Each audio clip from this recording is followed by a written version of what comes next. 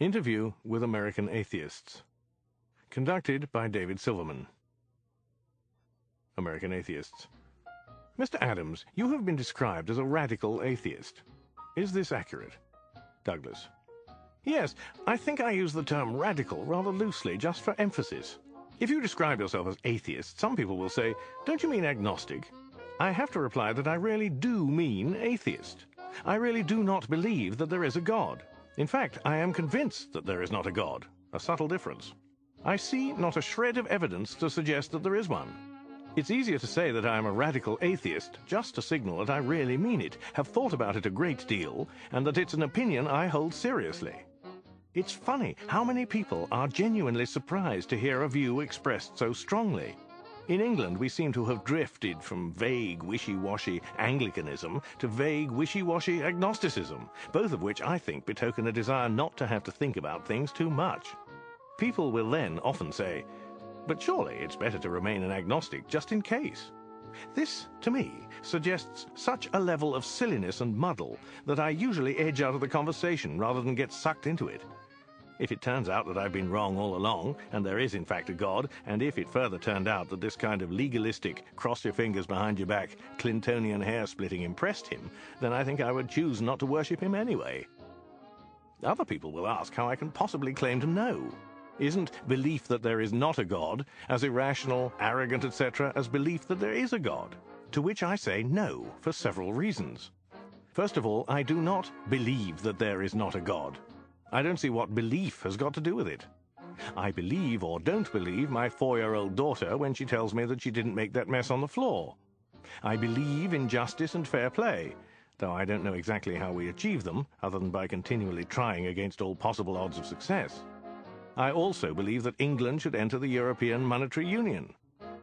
I am not remotely enough of an economist to argue the issue vigorously with someone who is, but what little I do know, reinforced with a hefty dollop of gut feeling, strongly suggests to me that it's the right course.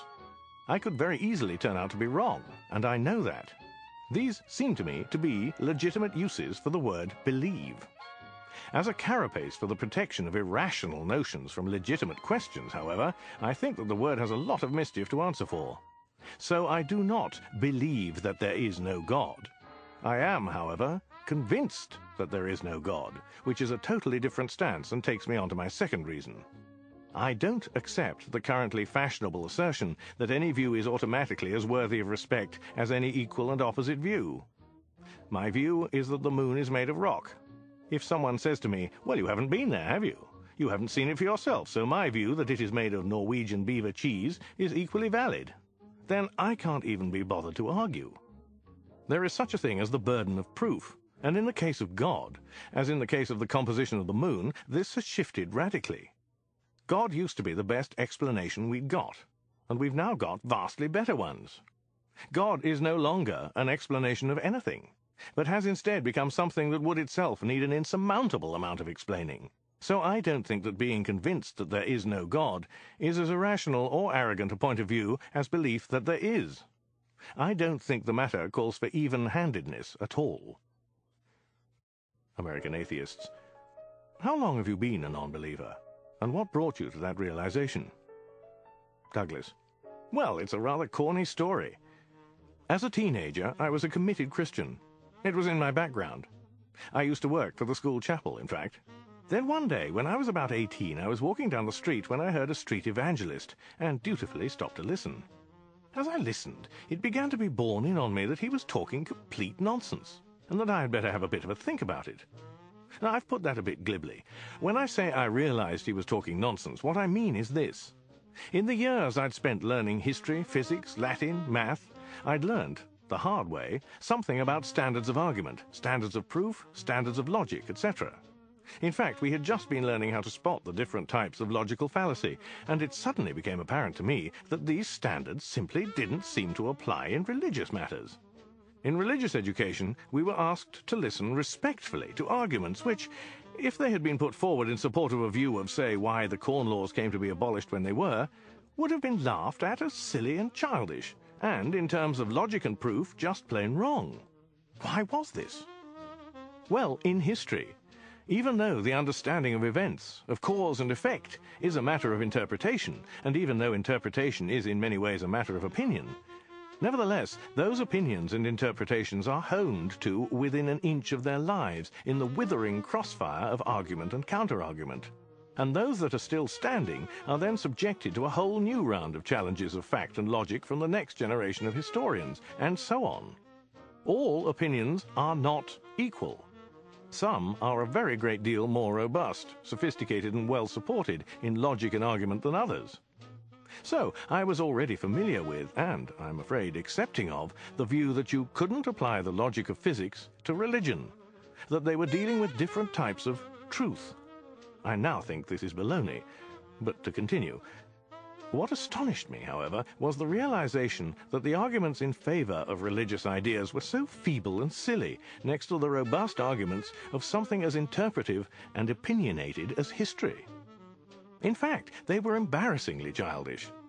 They were never subject to the kind of outright challenge which was the normal stock in trade of any other area of intellectual endeavor whatsoever. Why not? Because they wouldn't stand up to it. So I became an agnostic, and I thought and thought and thought, but I just did not have enough to go on, so I didn't really come to any resolution. I was extremely doubtful about the idea of God, but I just didn't know enough about anything to have a good working model of any other explanation for, well, life, the universe, and everything to put in its place.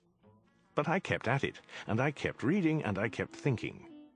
Sometime around my early 30s, I stumbled upon evolutionary biology, particularly in the form of Richard Dawkins' books, The Selfish Gene, and then The Blind Watchmaker. And suddenly, on, I think, the second reading of The Selfish Gene, it all fell into place.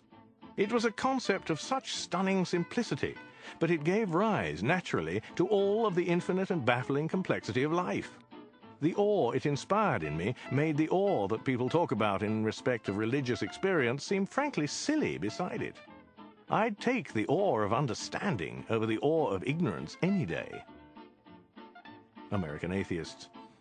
You allude to your atheism in your speech to your fans. Quote, that was one of the few times I actually believed in God, end quote.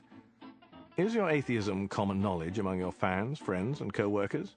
Are many people in your circle of friends and co-workers atheists as well? Douglas. This is a slightly puzzling question to me, and I think there is a cultural difference involved. In England, there is no big deal about being an atheist. It's just a slight twinge of discomfort about people strongly expressing a particular point of view, when maybe a detached wishy-washiness might be felt to be more appropriate. Hence a preference for agnosticism over atheism. And making the move from agnosticism to atheism takes, I think, much more commitment to intellectual effort than most people are ready to put in. But there's no big deal about it. A number of the people I know and meet are scientists, and in those circles atheism is the norm. I would guess that most people I know otherwise are agnostics, and quite a few atheists. If I was to try and look amongst my friends, family, and colleagues for people who believed there was a God, I'd probably be looking amongst the older, and, to be perfectly frank, less well-educated ones. There are one or two exceptions. I nearly put by habit honorable exceptions, but I don't really think that. American Atheists. How often have fans, friends, or co-workers tried to save you from atheism? Douglas. Absolutely never. We just don't have that kind of fundamentalism in England. Well, maybe that's not absolutely true, but, and I'm going to be horribly arrogant here, I guess I just tend not to come across such people, just as I tend not to come across people who watch daytime soaps or read the National Enquirer. And how do you usually respond? I wouldn't bother. American Atheists. Have you faced any obstacles in your professional life because of your atheism? Bigotry against atheists? And how did you handle it? How often does this happen? Douglas. Not even remotely. It's an inconceivable idea. American Atheists. There are quite a few light-hearted references to God and religion in your books. Quote, 2,000 years after some guy got nailed to a tree, end quote. How has your atheism influenced your writing? Where, in which characters or situations, are your personal religious thoughts most accurately reflected? Douglas. I am fascinated by religion. That's a completely different thing from believing in it. It has had such an incalculably huge effect on human affairs.